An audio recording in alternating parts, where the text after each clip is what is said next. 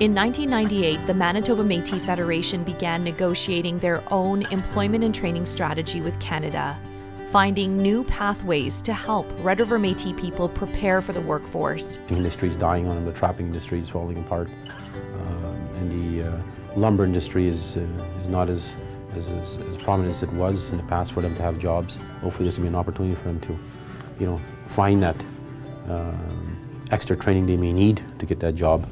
Over the past 25 years, under President David Chartrand and Minister John Fleury's leadership, the Métis Employment and Training Department has grown and evolved. The amount of work that went into developing the Métis Employment and Training Department it was a lot of work. And it was all with everybody with the same mindset of employing and educating our Métis people.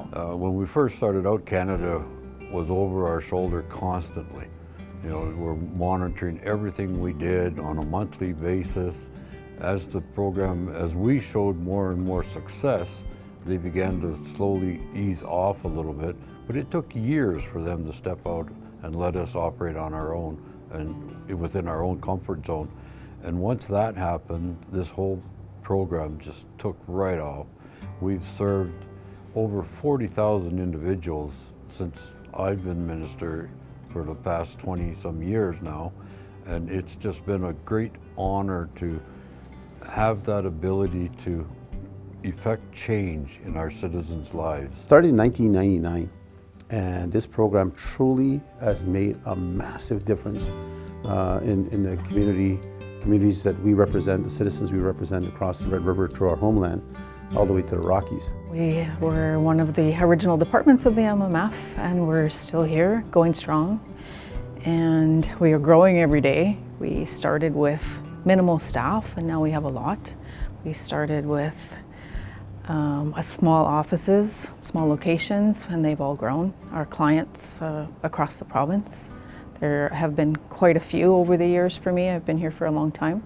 That's the role of the Métis Employment Training Department within our government, is they take these young people and they interview them, and they see their weaknesses and their strengths, and they guide them in the direction that they need to go to ensure that they have the training they need to be successful in their careers.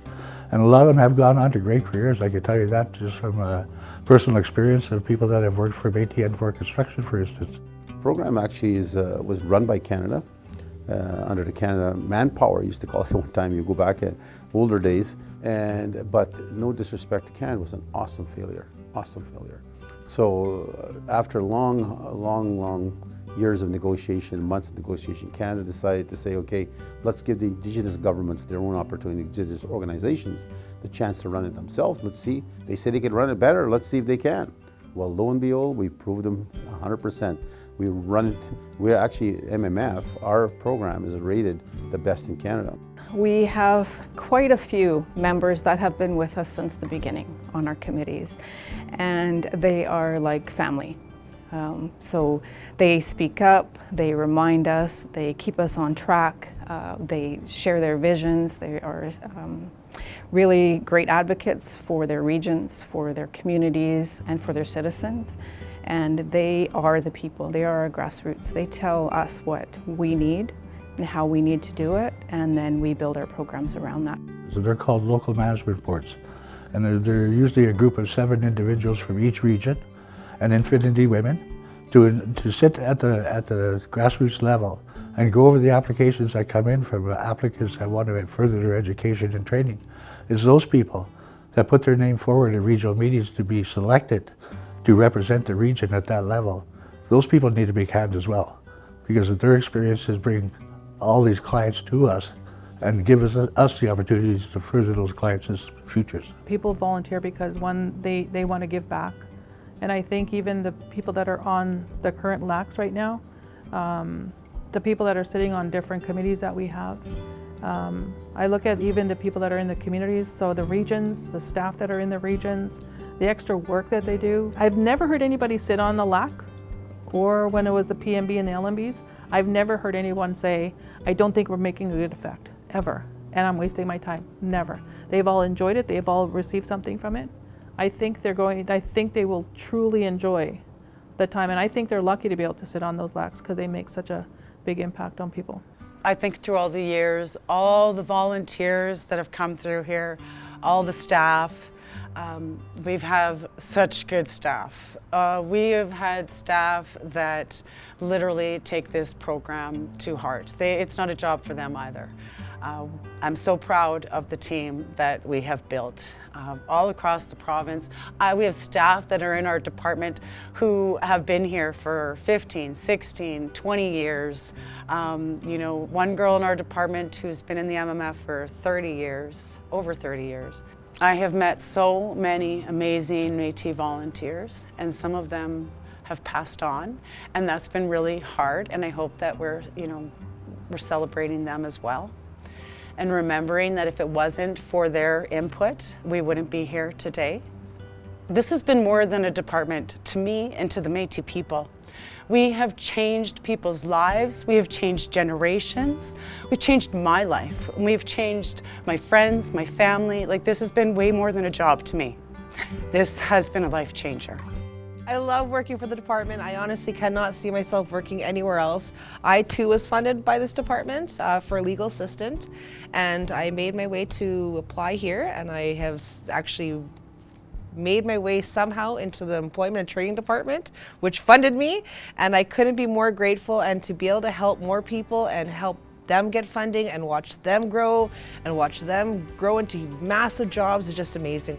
I think every time I hear a success story from our citizens across the province, it just warms the heart to know that we met their needs. We were successful for them. It's been a pleasure to work with MMF and bring those young apprentices on, as well as other people from the Indigenous background. So yeah, it's been wonderful and very rewarding to help these younger people out. I'd started working for Costu September 1st, and it was a smooth transition between it's my community too and Met into working back into the field of construction, which is where I had my experience. What make our programs so successful is the ability to be creative in the delivery and within the creation of our programs. Carrie Smith, who is the senior director now, grew up in that department. She was what I termed at the time my admin. She was my admin assistant, and she would help with all the minutes and everything. And so, but I remember spending so much time with Carrie and watching her grow through all of this. Carrie Smith, Tracy Como, Carrie's been there for over 20-something years, over 25 years. And so when you look at it, they've got the history and they know the program like the back of their hand. The board of directors were really excited about this agreement. They had a vision.